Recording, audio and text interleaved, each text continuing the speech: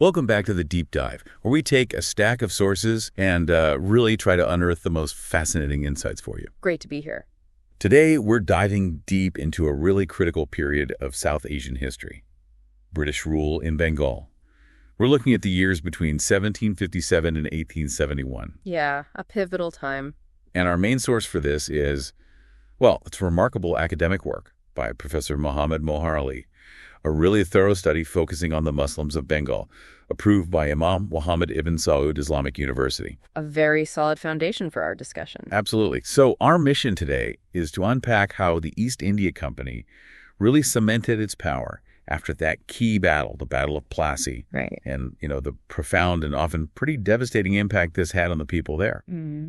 And also the surprising ways different communities, especially Muslims, reacted, resisted, adapted to these huge changes. Yeah, the resistance part is often overlooked, I think. It is. So you should be ready for some eye-opening details, maybe a perspective that could reshape how you see this whole era. What's really illuminating, I think, in this material is that we're not just looking at the big political shifts, the macro level stuff. Right. We're examining the direct, sometimes harrowing consequences for ordinary people. Yeah, the lived experience. Exactly. And that perspective helps us understand how this environment fueled all sorts of resistance, from small local uprisings to these quite complex socio-religious movements. And how the official story often didn't match reality on the ground. Precisely. The official narratives versus the lived experiences, often a stark contrast. Okay, so let's start our journey. The year is 1757. Battle of Plassey just happened. Right after. Suddenly, Mir Jafar is proclaimed Nawab of Bengal. But there's a catch, isn't there? A big one. A huge one. The source tells us the people in Murshidabad were in utter astonishment. Why? Because their throne was now occupied under the protection of a foreign people. Yeah, that phrase says it all, doesn't it? It signals this massive power shift right away. It really does. Absolutely. So on the surface, what it looked like was the English just sort of maintaining a mask of the Nawab's government. Keeping up appearances. Exactly. But as our source highlights, figures like Clive and the Fort William Council, they were the ones pulling the strings, exercising the real power behind the scenes. And why do it that way? Why the mask? Well, this strategy, it served two main purposes. First, it helped compensate for the fact that the English didn't have that many personnel on the ground yet. Okay. And second, it helped them avoid diplomatic trouble, fallout from other European powers like the French or the Dutch, who might have protested a blatant takeover. Clever. It was a clever way to wield enormous power without the direct, overt responsibility that came with it. And what's really revealing here is who enabled this power grab. The study points to this crucial collaboration between the English and a powerful group of Hindu merchants and bankers, the Banayas. Yes, the Banayas. Yeah. Specifically mentioning Jagat Seth and Rai Durlov, major players. Yeah. So what was their motivation? It sounds like it was more than just wanting to replace a ruler they didn't like. Oh, much more. The material strongly suggests their goal wasn't just replacing a bad ruler. It was, and this is a direct quote, to put an end to Muslim rule. Wow. And critically, to advance their own material interests, their own economic standing. So it reveals this whole layer of internal power dynamics, different groups trying to capitalize on the chaos. Exactly, capitalizing on the changing political landscape, and in doing so, really transforming the region's whole socioeconomic fabric. And this new setup, it had immediate, dramatic financial consequences, didn't it? Absolutely immediate. Mir Jafar was basically forced to pay an astounding sum, 22,900,000 rupees straight to the English. Just incredible numbers. And that's on top of secret private promises, at least 550,000 pounds made personally to Clive and his associates. The sheer scale of that initial wealth extraction is hard to even grasp. It truly is. And what's more, Clive actually concealed these secret transactions, these huge amounts privately received from his own bosses in England for quite a long time. Really? Yes. So it meant the Nawab's government was, quote, financially crippled right from the very start. Crippled from day one. Battling continual debt, facing revenues that were drying up because of ongoing rebellions and these, exploitative English trade practices. There's this really striking image in the source material. Yeah. July 3rd, 1757. 300 boats sailing down the river. Yeah. With music playing, drums beating, and colors flying. Just loaded with treasure. A victory parade of sorts, but funded by extraction. Exactly. And it's particularly chilling when you realize that on the very same day, the deposed Nawab, Siraj al-Dowlah, was murdered. The timing is stark. The study sums up this early period with this observation. To engineer a revolution had been revealed as the most lucrative business. What does that line tell you? That quote, it's chilling, isn't it? The most lucrative business. It just lays bare the pure, cynical opportunism at the heart of the company's actions. Yeah. It really highlights that their whole strategy wasn't necessarily about governing or even traditional conquest in the usual sense. It was about profit. It was about maximizing financial extraction right from day one. It suggests that, human lives, the stability of an entire region, those were secondary to the profit margins they could get by orchestrating political chaos. So beyond these massive official payments, something even more damaging was happening, wasn't it? This free and private trade by Englishmen. Yes, this was arguably even more destructive in the long run. The East India Company itself had duty-free privileges for its official trade, but their servants, who were often paid quite poorly, started abusing these dastaks, these special permits. How did they abuse them? Well, they started selling them to other traders, Indian traders, or using them for their own private internal trade, completely outside the company's official business. So they undercut everyone else. Completely undercut local merchants who still had to pay all the duties and taxes. It ruined them. Did the company know? Eventually, yes. Yeah. The company itself later acknowledged this abuse, admitting their servants couldn't really claim privileges wider than the company's own official ones.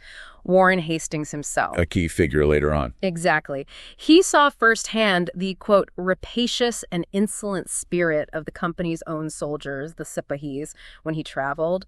He noted how most of the petty towns and sarais were deserted on our approach, and the shops shut up. Because they were being crushed economically.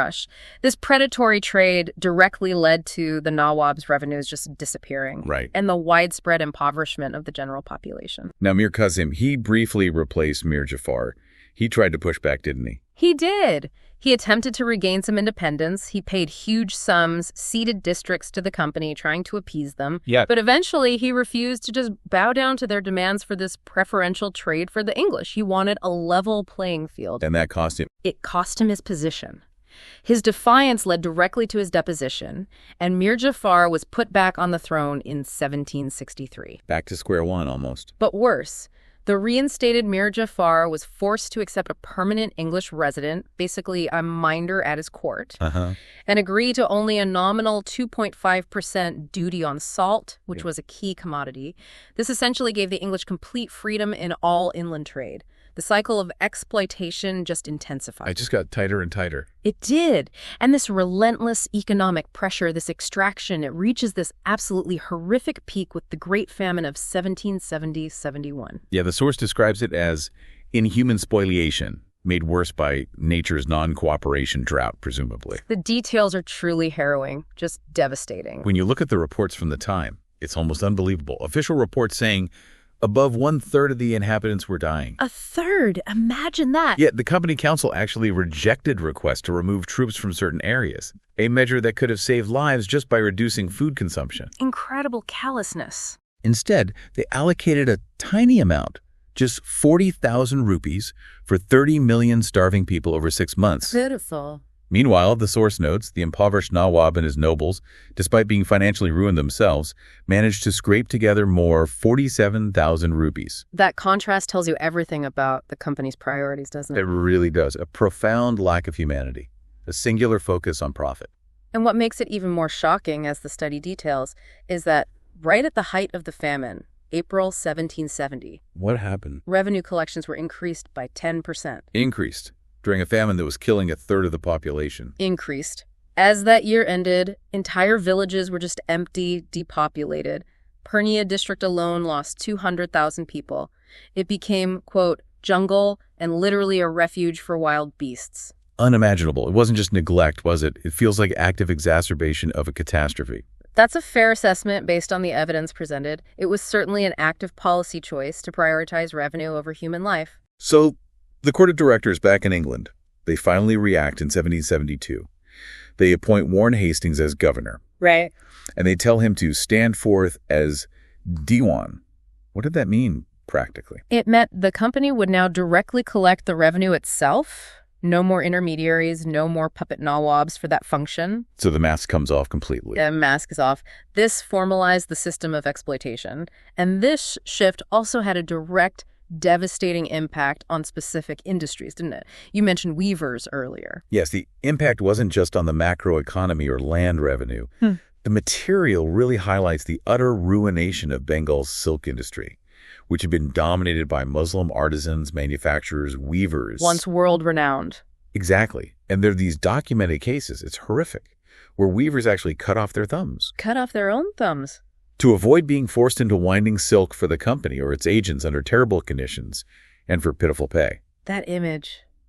Weavers cutting off their thumbs. It's such a stark, almost unimaginable act of desperation. It really hammers home the sheer brutality of the system they were caught in. An act of ultimate, desperate resistance, really. Which leads us perfectly into our next part. Because despite this overwhelming power the company was building, the historical account makes it incredibly clear. The British did not get a peaceful possession of the land. No, absolutely not. This kind of individual, extreme resistance was actually just a prelude to much broader, more persistent defiance from various local leaders and populations, particularly Muslims. Precisely. You see it popping up in different regions. Like in Bankura, you had Pathan chiefs like Asad Allah Khan. He was known for his piety, his charity, but also for consistently defying central authority, both before and after the British took effective control. Okay. Then there's Shamshir Ghazi over in Tipperah. He first fought against a local Hindu Raja, then turned his resistance directly against the company. How did that end for him? Badly. He was eventually captured, and in a really brutal public display in 1768, he was blown up at the mouth of a cannon. A terrifying message. Exactly. And his lands were then just handed over to new revenue farmers loyal to the company. Another powerful example mentioned is Aba Torab Chowdhury. He was from Sandeep, an island where the population was over 80% Muslim. Right, Sandeep. He fiercely resisted the company's agents and these new Badinia revenue farmers, the same merchant class we talked about earlier who were benefiting from the new system. What happened there? His defiance led to what the source calls a warm encounter, basically, a battle with company forces. And after he was defeated, the company's agents instituted a reign of terror on the island to crush any further resistance. So these localized resistances were significant, but they were precursors to something bigger. Yes, precursors to more widespread peasant insurrections. A major example is Rangpur Dinajpur in 1783. What happened there? The villagers were driven to absolute desperation by the greed of Devi Singh. Now, he was Warren Hastings' own Badinia agent. Hastings' man. Yes, and he was exacting double the required revenue through horrific means, torture, seizing property, even, chillingly, carrying away women who couldn't pay. It's just brutal extortion. Utterly brutal. So the people responded directly. They elected one of their own leaders, a man named Nur al-Din, as their Nawib. Their own ruler? Effectively, yes. Proclaiming him their ruler and declaring an end to company rule in their area. How did the company react to that?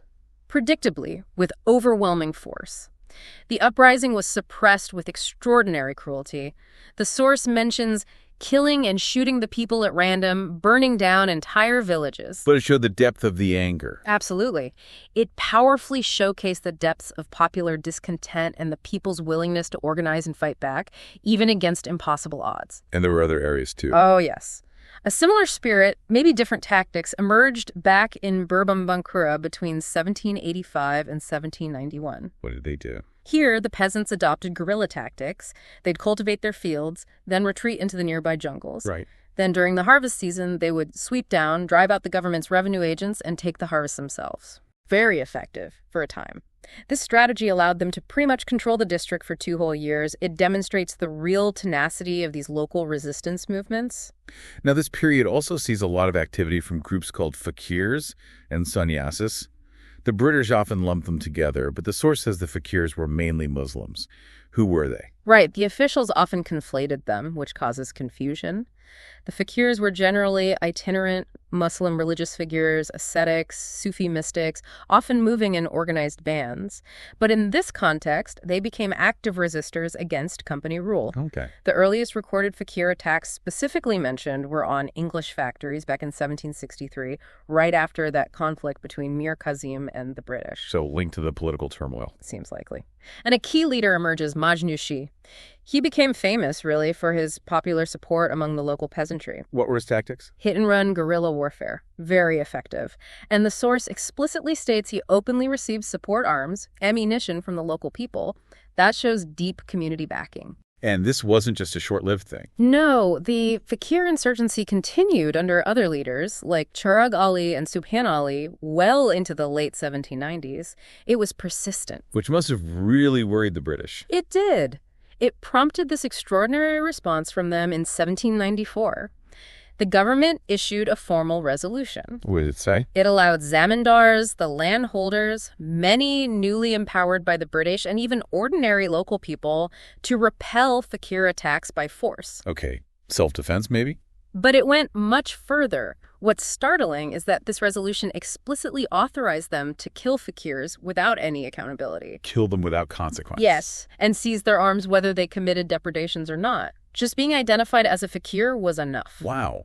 That's essentially sanctioning extrajudicial killing based on group identity. Pretty much. It reveals the sheer scale of the threat the company felt. This wasn't just a minor nuisance to them. It was a deep, persistent challenge to their authority and control over the countryside. Forcing them to resort to these incredibly brutal measures. So this intense period of financial drain, local resistance, leads us to a major structural change. The permanent settlement, introduced by Lord Cornwallis in 1793. Yes, the permanent settlement.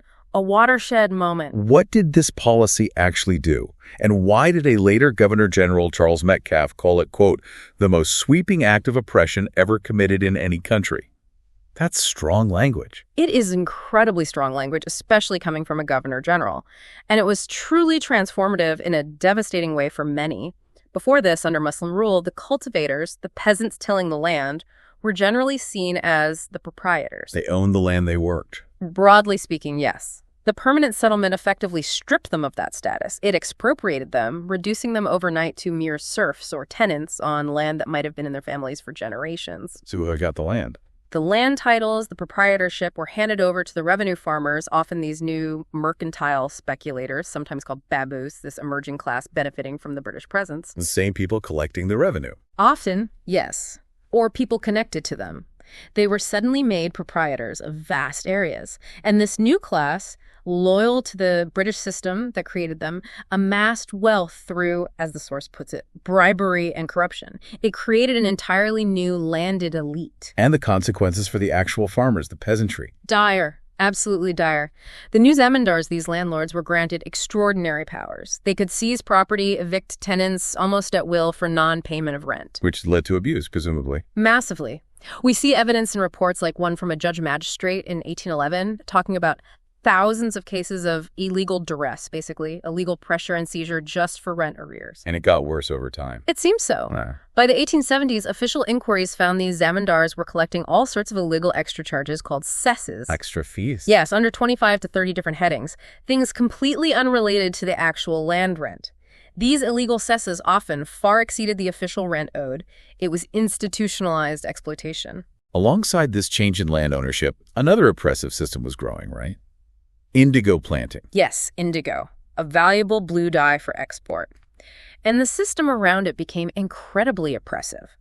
Our source details how peasants were often coerced into cultivating indigo. Forced? How? Through various means. They had to plant it often at a crushing financial loss to themselves, abandoning essential food crops like rice on their best, most fertile fields. Why would they agree to that? They often didn't agree freely. They were systematically cheated through fraudulent measurements of the land or the crop. They were forced to take cash advances they could never realistically repay, trapping them in debt cycles. And if they refused? If they refused to plant indigo, they'd face harassment, violence, or false and vexatious complaints filed against them in the local courts, which were often biased towards the planters. Was this acknowledged officially? Eventually, yes. The Indigo Commission of 1860 heard, quote, harrowing tales of injustice and oppression. They documented instances of murder, confinement, flogging connected to forcing indigo cultivation. So outright violence. Yes. And the commission was quite blunt about the root cause. It stated simply that the indigo manufacturer, the planter, was getting the crop without paying nearly the cost of its production to the ryat, the cultivator.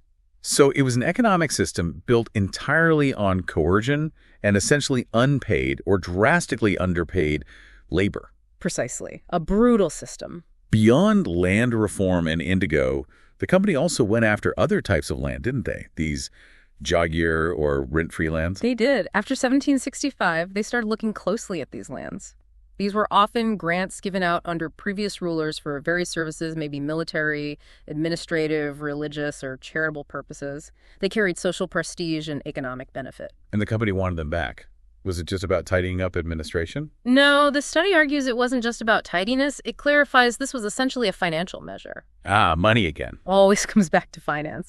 They were trying to secure some compensation for the revenue they felt they'd lost because the permanent settlement had, well, permanently frozen the land revenue demand in 1793. So they needed new income streams. Exactly. And the way they went about it, according to the source, was to deliberately find faults with the titles of all the holders in general in order to create a rationale for resuming those lands. So actively looking for excuses to confiscate property. That's the strong suggestion. This led to widespread arbitrary evictions, often based on technicalities like non-registration of old deeds, even when the deeds themselves were perfectly genuine. Were there incentives for officials to do this? Yes, and this is crucial. The collectors, the company officials responsible, were given a hefty 25% commission on the value of any land they successfully resumed or confiscated. 25%. That's a huge incentive to find fault, isn't it? A massive incentive. It naturally encouraged negligence and notifying landholders about new rules or even actively looking for loopholes to seize property. Did anyone push back against this? Yes, eventually. The government finally abandoned these resumption proceedings in 1851. But interestingly, it wasn't necessarily out of concern for the smallholders. It was largely due to organized opposition from the zamindars themselves. The big landlords. Why would they oppose it? Because they started realizing that the same arguments being used to take away ancient rent-free lands from others could potentially be used against their newly acquired estates if titles were questioned. Their own interests became threatened. I see. Self-interest kicked in. It seems so.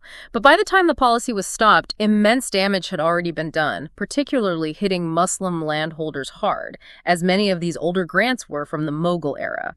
It disrupted centuries-old land patterns. So the British presence wasn't just economic and political. It was fundamentally reshaping the cultural and religious landscape, too. Absolutely. That's a key dimension. The Charter Act of 1813 is significant here. It explicitly allowed Christian missionaries officially into India for the first time in a major way. And while the government's education policy often spoke of religious neutrality, the way it was implemented subtly, and sometimes not so subtly, facilitated Christianizing efforts. How so?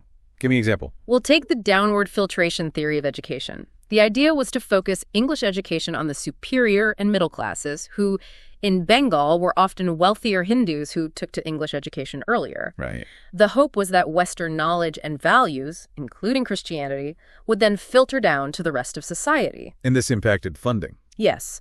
It even led to the diversion of funds from Muslim educational trusts, like the Haji Muhammad Mohsin Trust, a major endowment towards establishing colleges like the Hooghly College, which were predominantly attended by Hindu students at the time. While traditional Muslim institutions suffered. Exactly. Institutions like the Calcutta madrasahs saw their funding and status decline. Many Muslims perceive this whole agenda as a deliberate assault on their culture, their religion, and their identity. And this perceived cultural assault didn't go unanswered, did it? There was resistance here too, but maybe more intellectual. Definitely. There was significant intellectual resistance alongside the physical resistance we've discussed. A really fascinating example is a scholar named Malawi Jawad in the early 19th century. What did he do? He actually outwardly professed to convert to Christianity. Really? Yes, but his aim was to get inside, to deeply learn Christian doctrines from the missionaries themselves. Then, once he felt he understood them sufficiently, he openly renounced Christianity. Wow. And then he secretly published a book in Arabic called the Subjugation Proofs, which was a direct theological challenge to Christian doctrines using the knowledge he'd gained. That's quite a strategy. It shows the length scholars went to. And this intellectual energy, this confidence, kind of culminates in events like the famous Agra debate in 1854. What happened at Agra? It was a public debate between leading Muslim scholars and a prominent Christian missionary, Karl Gottlieb Fonder. According to our source, Fonder was effectively cornered by the Muslim scholars on theological points. Cornered how? He was apparently forced to admit that there were alterations and mistakes in the Bible. A major admission from a missionary. Huge. It highlights the proactive, sophisticated intellectual defense mounted by Muslim scholars. They weren't just passively receiving missionary preaching, they were engaging critically on theological grounds. So you have this complex backdrop. Yeah. Deep economic oppression, land alienation, cultural and religious pressure. Exactly, a real powder keg. And against this backdrop, these socio-religious movements emerge, which quickly turn into full-blown resistance. Titu Mir's movement in southern Bengal seems like a key example. It's a classic example, yes. It starts ostensibly as an internal Islamic reform movement. Titu Mir wanted to purify local Islamic practices, bring them closer to scriptural fundamentals. Okay, so initially focused inward. Initially, Titu Mir himself, he was a memorizer of the Quran, apparently a former wrestler too. He went on pilgrimage to Mecca, met the influential reformer Sayyid Ahmad Barelvi there. Ah, connected to a wider reform current. Yes. When he returned to Bengal, he started preaching this reformed doctrine, but it quickly became entangled with the existing social and economic tensions. What was the spark that ignited the wider conflict? It seems to have been a seemingly small incident, but one loaded with significance. One of Titu Mir's followers, Pujat Malik, got into a dispute during Muharram observances.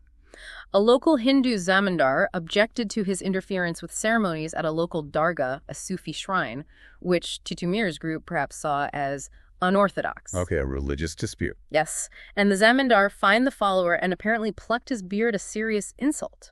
But the crucial step was when Titu Mir's followers complained to the British magistrate. And? The magistrate dismissed the case against the powerful zamindar. Taking sides effectively. That's certainly how it was perceived. It signaled that the followers couldn't expect justice from the British system against the oppressive zamindars and planters. This dismissal really escalated the confrontation. So the local zamindars and the indigo planters, they saw Titu Mir's growing movement as a threat. Absolutely. They formed a coalition against him, using those extraordinary powers granted by the permanent settlement to harass and persecute Titu Mir's followers, imposing illegal fines and taxes, like a tax on beards. A tax on beards? Apparently so, specifically targeting his followers. Then comes the infamous cow incident at Purwa. A cow was killed, its blood supposedly scattered on a Hindu temple. Officials like Colvin immediately jumped on this, presenting it as proof of the movement's inherent communal coloring. Trying to frame it as Hindus versus Muslims. Exactly. But what does our source say about that incident? It clarifies that this wasn't just random violence. It was, quote, a retaliation for a slight on their religious feelings, specifically linking it back to that earlier incident and the magistrate's dismissal. So context matters hugely. It reframes it from an unprovoked communal attack to a response, however ill-judged, against perceived injustice and religious persecution. The source also calls the broader official reports about incessant outrages by Titu Mir's followers incorrect assumptions, suggesting deliberate misrepresentation. It certainly suggests the official narrative, shaped by the zamindars and planters who felt threatened, was biased and didn't capture the movement's real grievances or nature. Things then escalated further. They did. Titu Mir's followers started attacking indigo factories, symbols of oppression, and they built a fortified base, a bamboo stockade, at a place called Narkalberia. The open rebellion. Open rebellion. The British military response, once they decided to act, was swift and brutal. Artillery was brought in, the stockade was destroyed, and Titu Mir himself was killed in the fighting in 1831. What happened to his followers? The aftermath was harsh. Nearly 200 prisoners were put on trial. Sentences ranged up to death and life imprisonment. But there was a counter-narrative even then. Interestingly, yes. The Muslim law officers who were consulted during the trials, part of the legal system, then they argued that these men weren't common criminals. They called them political offenders and even sufferers and martyrs for conscience's sake. A very different interpretation. Completely different. It highlights the complexity. So the study concludes Titu Mir's movement wasn't just one thing, it was threefold.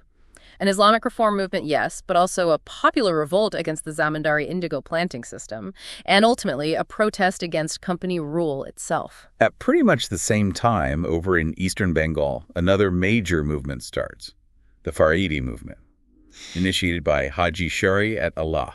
That's right, running parallel in many ways, but also distinct. The Faridi movement's core was a really strict adherence to Islamic monotheism tawhid, meaning rejecting any local practices they saw as compromising pure monotheism, anything that smacked of polytheism or saint worship. And this included, very significantly, refusing to pay contributions that zamindars often levied for Hindu pujas or festivals. So that immediately put them on a collision course with Hindu zamindars. Directly. It was an economic issue tied to a core religious principle for them. And they had this other really radical idea for the time, didn't they? About prayers. Yes, truly revolutionary. They suspended the congregational Friday, Jumu'ah, and Eid prayers. Why would they do that? Their reasoning was theological. They believed that British India, being under non-Muslim rule where Islamic law wasn't paramount, qualified as Dar al-Harb, a land of war, or enemy territory. And in such a territory, according to their interpretation of Islamic law, these specific public prayers should be suspended. That's a profound statement, a theological rejection of British legitimacy. It really is, a deep refusal to accept the status quo as religiously valid. And Shariat Allah also focused on social issues within the Muslim community. He did. He strongly denounced caste-like distinctions and hierarchies that had crept into Bengali Muslim society, championing social equality. This message really resonated with the poorest classes, weavers, cultivators, fishermen who flocked to the movement in large numbers. Then his son, Dudu Mian, took over and expanded it. Yes, Dudu Mian became an even more influential and perhaps more confrontational leader. He effectively organized the movement, establishing what the source calls an imperium in imperio, like a state within a state. How did that work? He appointed local deputies, khalifas, across eastern Bengal. They collected contributions, settled disputes among followers, essentially running a parallel system of justice and administration. It offered an alternative to the often corrupt and oppressive company zamindar system. And Dudu Mian directly challenged the powers that be, the zamindars, the indigo planters. Oh, absolutely. Yeah. He was known for his direct challenges. There's a famous dramatic example involving an indigo planter named Mr. Dunlop. Apparently, Dunlop assaulted Dudu Mian personally. What was the response? Retaliation. The Faraides attacked Dunlop's indigo factory and also the house of a local zamindar allied with the planters. It was a show of force. Were they punished for that? Well, many were arrested, 117 peasants. But significantly, the British superintendent of police investigating the incident actually admitted in his report that the Faraides were, quote, not instigated by a desire of plunder, but of revenge for the oppression and extortion practiced on them. Even the police acknowledged the root cause was oppression. It seems so in that instance, which is quite revealing. So was there pressure to just crush the Faraides like they did Titu Mir's movement? There was official pressure, yes. Local officials wanted a crackdown, but the higher government, under Governor General Dalhousie at the time, took a more cautious approach. They decided to await the outcomes of the trials related to that attack. Why the caution this time? Partly, perhaps a realization that Dudu Mian's influence, while strong, might have actually been declining a bit by then. And also, frankly, the legal case against the Faraides for major crimes like rebellion was probably quite weak. So what happened in court? Dudu Mian himself was acquitted of the most serious charges. And he submitted this detailed petition to the government, laying out his side of the story. It detailed a pattern of conspiracy against him, use of false evidence by his enemies, and documented gross injustices committed by the zamindars and indigo planters against his followers. Did his side of the story get out? Interestingly, no. The source notes that Dudu Mian's detailed petition and his perspective remained largely confined to high official circles. It wasn't widely circulated. But the negative reports were. Exactly. The local commissioner's negative report, blaming the Faraides, was widely publicized and shaped the dominant official narrative about the movement. Classic control of information. Seems like it. However, the Faraidi movement itself didn't just disappear, it continued, becoming perhaps more moderate over time under Dudu Mian's sons and descendants. And did it have a lasting impact? The source argues strongly that, yes, it did.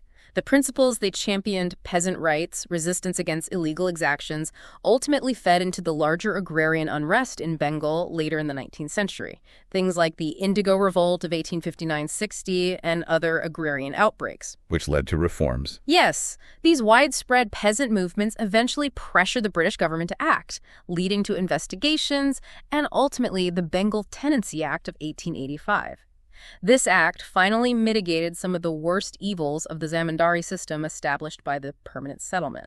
So the Pharaohs' long struggle, their resistance, it did not go totally in vain. That's the conclusion of the study. Their persistent challenge contributed, maybe indirectly but significantly, to eventual, albeit limited, reforms that benefited the peasantry. What an absolutely incredible and often harrowing journey through Bengal's history in this period. It really is. We've seen how the British, after Plassey, they didn't just grab political power, they systematically dismantled existing economic structures, social norms. Yeah, a complete overhaul. Leading to just widespread suffering, but also intense and varied resistance. This deep dive, I think, it really lays bare that complex interplay. You have the brutal economic exploitation, you have assertions of religious identity as a response, and this enduring fight for basic social justice and dignity. And those so-called rebellions or outrages we talked about. They look very different when you understand the context, don't they?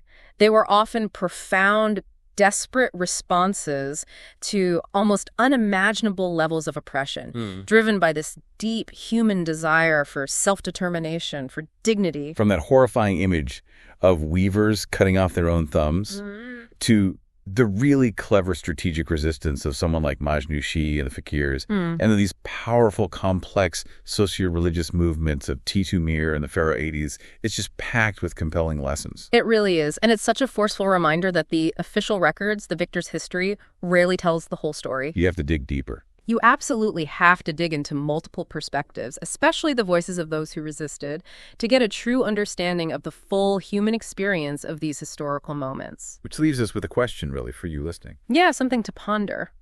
In what ways do these dominant historical narratives, the ones we often get taught, continue to shape how we understand past events today? And what crucial perspectives, what stories might we still be missing if we don't actively seek out the voices and experiences of those who pushed back, those who resisted? Because the echoes of these struggles in 18th and 19th century Bengal, they resonate, don't they? They remind us of this enduring, ongoing fight for justice, for fairness, for self-determination in so many different forms all around the world, even today.